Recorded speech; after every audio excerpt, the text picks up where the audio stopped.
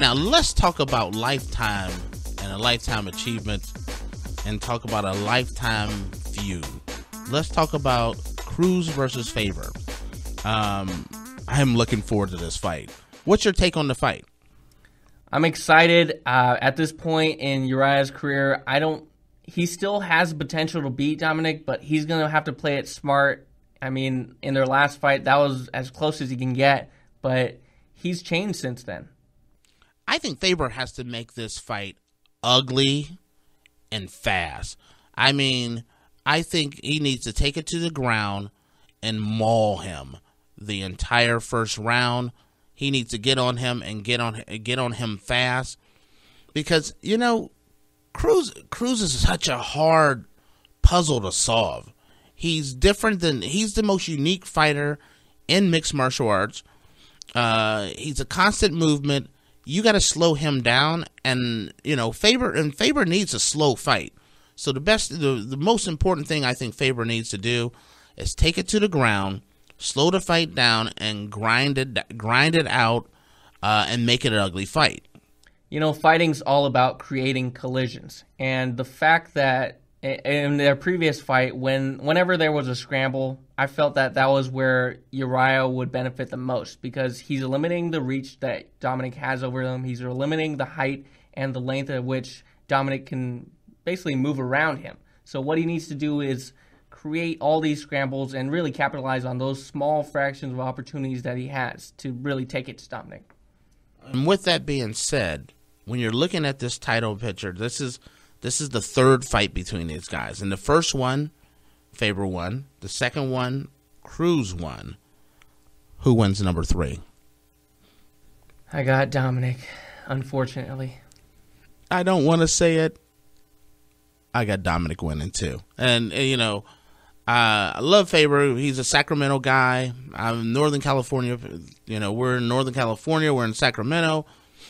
Love to support him. But I got Cruz winning. Like I said before, the only way I see Faber winning is just by making it ugly. This fight was 3 years old. They were coaching on tough, and they were ready to fight, but Dominick tore his ACL and had another knee injury, and they got sidelined. And I felt that was the best time for Faber to beat him.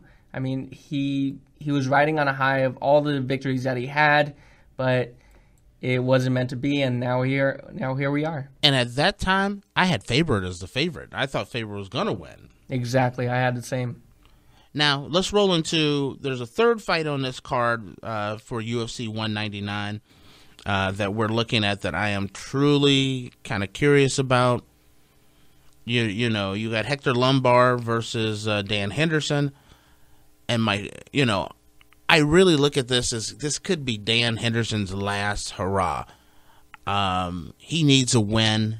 He needs to win bad. I would love to see him come in and just look amazing. What's your take? Dan, like I mentioned earlier, he hasn't been the same since he's been off TRT. I mean, his chin hasn't been the same, and he can't take the same shots that he had in the past in his entire career. I mean, he was known for his ability to take shots, and now he's going to get tested by one of the heaviest, shortest but heaviest and stockiest guys in division. I mean, Hector's coming back. Understatement. Pretty much, yeah. All right, so you got two guys who are carrying 2 baby nukes in their hand. Who are you taking? Or should I even ask this one? If Dan doesn't land that right hand in the first round, I have Hector destroying him. I don't care if he tries to land it. I'm taking Lombard. I think it's just I think Dan has a very small window to land that bomb, and if he doesn't, it's over. I just don't give him any shot. I hate to say that because I do think if he loses and he loses a decisive loss, it's kind of the end of his career. I definitely agree. You agree? All right. Well, that concludes us talking about UFC 199. What we're going to do next is we're going to roll into, some big news that just kind of rolled in, the surprise news that just happened yesterday, which is we're in regards to BJ Penn being pulled out of the card for UFC 199 for using an IV. And you know a little bit more. I've been busy, so I didn't get a chance to really dive into this. So you know a little bit more about this than I do. It was totally disappointing because I was looking forward to seeing BJ Penn getting back in the game. And he vows that this suspension won't end his career. But give me your take on the whole story as a whole. I was excited when BJ said he was going to come back. A little part of me didn't want him to get beat up like he did in that Frankie fight, but he was fighting against Dennis Siver, and I gave him a good shot against him. Dennis Siver had a pullout, and Cole Miller was his new replacement. It would have been a great jiu-jitsu battle, but now we have BJ Penn pulling out, or actually getting pulled out, because he voluntarily disclosed to USADA that he used an IV. And coming from the fact that BJ Penn in the past has criticized people for PED use, notably George St. Pierre when he fought him. It's kind of a shocker, but at this point it's hard to be surprised with all the names that USADA's taken out of the game. It's one of those crazy things where he knew what he was doing, though. He knew the IV was illegal. That's the thing that makes me scratch my head. I love BJ Penn. I just don't understand how you could make that mistake when you know that was not legal. Well, when you consider the fact that he was fighting at featherweight, a weight division that he's only fought at once before for Frankie Edgar, there may have been some health side effects that we don't know about. That may have had him talk to the doctor and think that he can get away with it or something along those lines. But so you're saying kind of one of those situations where he just really had no choice because of medical issues. Yeah, he was having trouble with the weight cut. He was probably bulking up for this one whereas with the Frankie fight, he looked lean as ever, and it wasn't the same BJ. But this one, he tried to bulk up. He tried to get really ready because he wanted to put a stamp to end off his career, and that may have led to some health side effects. Yeah, that's an interesting take on it. We don't have any information on, right now I haven't heard any, reason on why he took the IV. It was from his doctor's recommendation. That's one thing I do know, but I hope this isn't. I just don't want to see this as the way BJ Penn ends his career with a suspension, something like that. So, hopefully the whole situation can get cleared up, and BJ can come back and actually have, kind of a going away fight. I don't really foresee BJ trying to make this a true comeback where he's planning on fighting 4, 5, 6 more fights. So, do you? No, I think he just wants to end up on the top and with a win. That's what he tried to do with Frankie, and it kind of backfired on him, and he's trying to get the goal now. He's trying to, erase he wants to end on a positive note and erase a bad situation.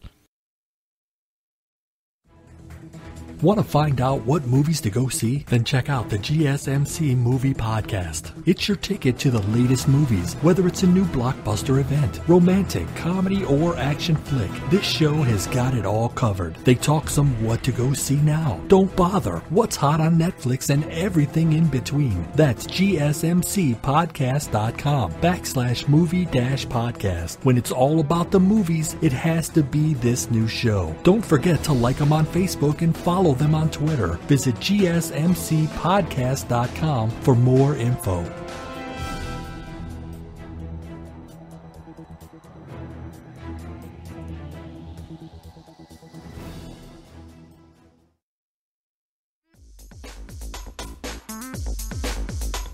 Now, speaking of positive notes, let's go with Cris Cyborg. Cris has just come off of a big win on her UFC debut. And, and I mentioned in another show, I was a little heartbroken that at the end of her fight, she said that she was the Invicta champion and that she's, she wants to defend her Invicta championship. I didn't really believe her at the time. I didn't.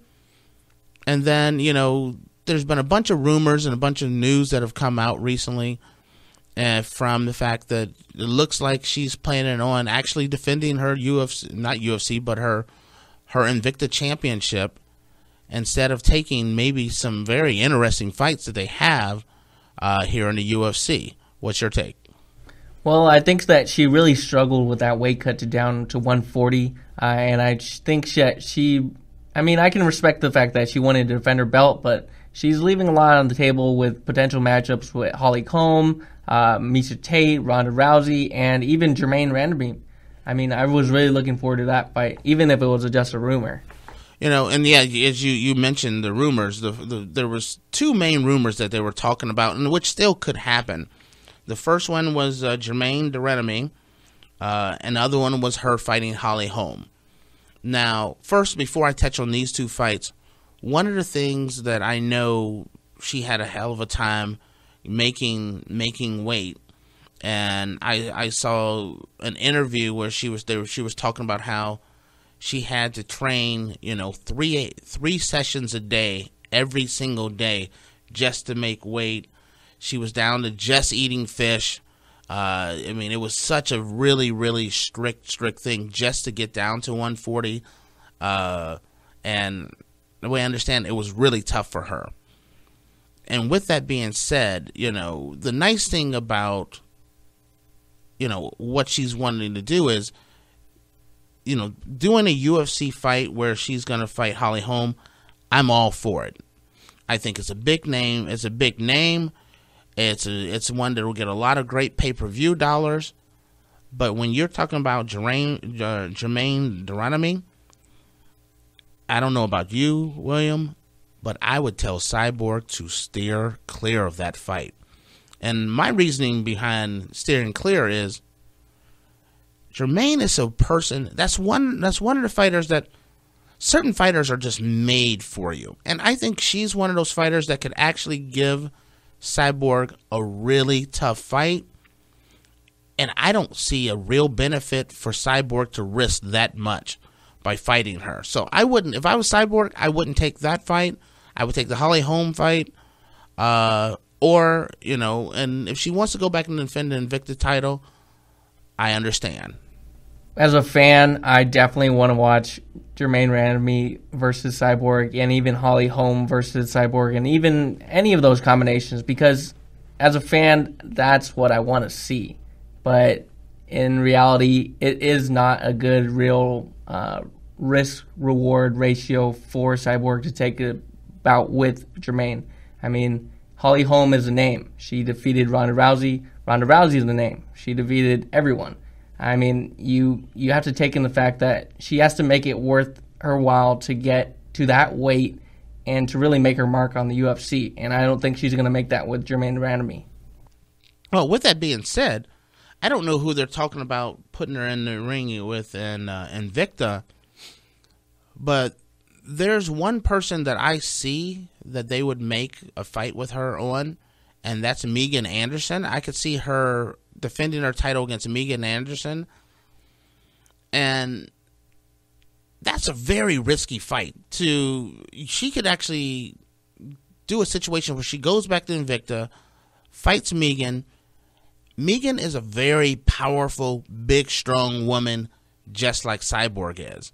Now, Megan's a fighter who may not be as polished and may not be as experienced as Cyborg, but every fight, Megan is getting better and she's getting stronger. And I would give Megan a fighter's chance against Cyborg. And if Cyborg is going to go in and she's going to risk, a loss or risk a dangerous fight, if it's Megan Anderson she's thinking about fighting, I would skip the Megan Anderson fight as well. Megan Anderson is without question my favorite 145, 140, 145 fighter. Her and Cyborg are. But I wouldn't risk that fight either. I would stick with the UFC, and I would hold out and just say 3 fights I want.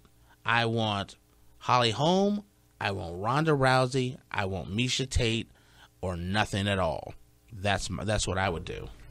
You know, I don't know if Invicta is going to put Megan Anderson versus Cyborg. I think they might go with the Alexis Dufresne bout. I mean, Alexis was coming off a victory and a huge upset against Marlos Cohen. I mean, that was a great fight, and I think that they might use that as a building block for Cyborg to really get her name out there as well, and just to make the transition back to UFC. And then they might go with a Megan Anderson fight after that to really get I kind of agree with you on that one, too. So sorry, I didn't mean to over talk over you, but I do agree with you big time. Now, with that, this concludes us talking about, some of the fights. Let's talk about the dream fight that everyone's talking about, and that is all the talk about McGregor versus Mayweather. And I spent a long time just trying to ignore this rumor. And originally I thought it was a rumor, but as the more and more I hear, there's starting to become some validity to this fight. And some of the rumors have been from the first one where Mayweather takes $1 million, McGregor gets $7 million. Then there was another rumor where Mayweather takes $100 million and McGregor gets $50 million. But every single time you look at this fight, and I say this, I'm a big McGregor fan. I'm a big Mayweather fan too. A lot of people don't like Mayweather, but I'm a boxing fan, and I'm impressed by Mayweather. Okay, with that being said, if Mayweather decided to fight McGregor in a UFC ring, my money would be on McGregor. But McGregor is talking about coming in and doing a boxing match with Floyd Mayweather. And this is coming from a guy who is truly, truly a McGregor fan. If McGregor decides to get in the ring with Mayweather in a boxing match, Mayweather's going to beat him like he stole something. I'm telling you, this is not a fight that the UFC really wants, because McGregor's their big money guy and their big cash cow. It's bad enough to see him lose to Diaz, but to follow up a loss to Diaz, but with a follow-up, a New Year's fight with Mayweather, where literally I think he'll get smashed and demolished. I just don't think it's a good thing for the UFC. I don't think Dana will ever allow this fight to happen. So I truly think it's a pipe dream. Do you do you agree, disagree? I definitely agree. If Mayweather and McGregor were ever to step into a boxing ring, by the end of the night, Mayweather would be called Dr. Mayweather because he put on such a clinic for McGregor. I mean, it would just be bad news. And he's just so much more technically sound, and it would be destruction on his part. But the thing is, when you talk about Mayweather, you're talking about a promotional king. He wants to keep his name in the headlines. He is definitely a king, my friend.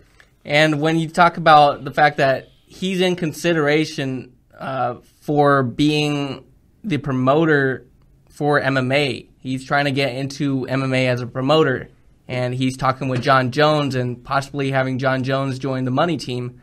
I mean, we're talking about just a guy trying to play on his success and really elevate his name into the MMA spotlight, because he's all about combat sports and he's all about that money. He is definitely about the money. Now, with that being said, McGregor said something this week that I thought, actually McGregor's been saying a lot of things that I just think is just absolutely crazy. And the craziest thing of all is the fact he said a couple things. First off, how he would be the favorite. He said he's the younger man. He's the bigger man. He's the stronger man. And that may be the case in a UFC ring, but in a boxing ring, the defense of Mayweather, the footwork of Mayweather, is like nothing he's ever seen in the UFC. And I just don't see him as I just think he's just not prepared for what he'll see in the ring with Mayweather. The other thing that he said that I thought was absolutely crazy, he said that Mayweather needs him more than he needs Mayweather. Now, when you look at the net worth of the two fighters, the net worth of McGregor is $14 million. 14. The net worth of Mayweather, who spends money like it's freaking water, his current net worth is $700 million. I don't think Mayweather needs McGregor. McGregor needs Mayweather. And if I was McGregor, I would do everything I could to get in the ring to make a $50 million pay cut. But where he's trying to say, only way that he wants $100 million and Mayweather gets $100 million, that he wants an equal split, he's out his mind, because he will never get an opportunity to make this much money in one night ever in his career. First of all, when you're talking about how McGregor went into basically a boxing match with Nate Diaz, if you thought that 1-2 that Diaz landed and staggered McGregor with was bad, we're going to talk about 1, 2, 3, 4, 5, 6, 7, 8, 9, 10 that Mayweather's going to land on him all night long before he falls down. Oh, yes. I don't mean to laugh, but Diaz is not as fast as Mayweather. It's just I just see combination city with this fight. And when you go back to McGregor, he's going through probably one of the toughest times in his life. I mean, he was riding that high that he beat Jose Aldo with, and he thought he was really invincible. He thought he could take any fight on any notice that he wanted, and he thought he'd come out on top. Well, the sport doesn't work that way, and we saw it with his fight in Diaz, and he's really just, at this point, I think he's trying to find himself. He's trying to get that confidence back, so he uses these words to really motivate himself and really try to boost his morale back to try to get into title contention for that lightweight title and really to defend his featherweight title if he's ever going to do that. That's a question that I have is he ever going to defend that featherweight title? And this is what I'll say. I truly think that he's a man on an island right now. Standing up in the featherweight division, standing up, there is no one in the featherweight division that I think can touch him standing up. The problem is that next time he's in the ring, there's going to be some people that are going to take him to the ground. Diaz actually proved that McGregor's ground game is below average, very below average. It kind of watching McGregor and Holm lose that night. It was just kind of like a male-female carbon copy of what was going on.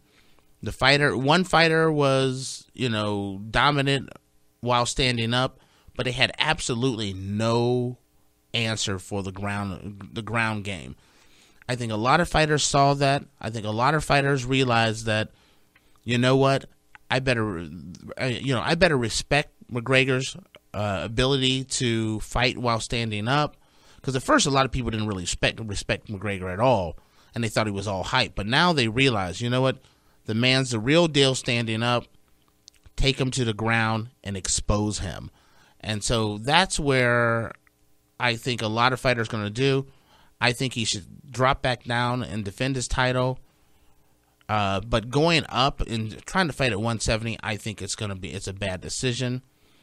And I think his time in the limelight will be short, because there's a lot of other fighters, that's better than Diaz, that's going to be able to take those shots at 170 pounds. He should not be in the 170-pound weight class. I'm going to have to disagree with you about the comparison that you had with Holm and Conor McGregor. Okay. The difference between them was that Conor McGregor was rocked before he tried to become a wrestler and try to take Diaz down to gain his wits about him again. When you look at that first round, they did take it to the ground, and McGregor actually performed a sweep that was actually high level. But even his coach was telling him to get off the ground. But that showed that he was a little bit above average. I mean, it's just when we're talking about Diaz and the fact that whenever he has you hurt, he's going to end the fight. I mean, he just destroyed him with that guillotine, and I don't know if sorry, it wasn't a guillotine, it was a rear naked choke. It was a rear naked choke, but we understood what you were saying. Yeah, so I don't think that was a knock on McGregor's ground game. He just wasn't able to adapt to the fact that Diaz was a larger man, and he hit him with some shots that he hasn't been hit with before. Well, I personally, there's a little truth to what you're saying there. I personally thought he was surprised that because of the bigger man could take his shots, where shots that he would have knocked other guys out with, Diaz was still standing there. And then, and he said it himself, by the second round, he was gassed. He was moving slow. You know, even when he tried to take Diaz to the ground, I kind of looked at it as like a desperation move. But, you know, anyway, not really going too much into the Diaz fight. Just saying that with all the talk of, you know, McGregor, you know, there's just been so much McGregor talk. I just don't think the Mayweather fight is a good decision on his part whatsoever. Any last words before we start wrapping things up here? I think the Mayweather and McGregor fight will be a great fight for their wallets. Now, in your heart of hearts, will this fight happen? No. I agree. Absolutely not. Okay, guys. With that, we're going to wrap things up. I really would like to thank my co-host today, William. William, you did a great job. Thank you for everyone for tuning in. To find us, go to www.gsmcpodcast.com. You can follow us on Facebook and Twitter, and you can also download us on iTunes. Thank you again, and good night.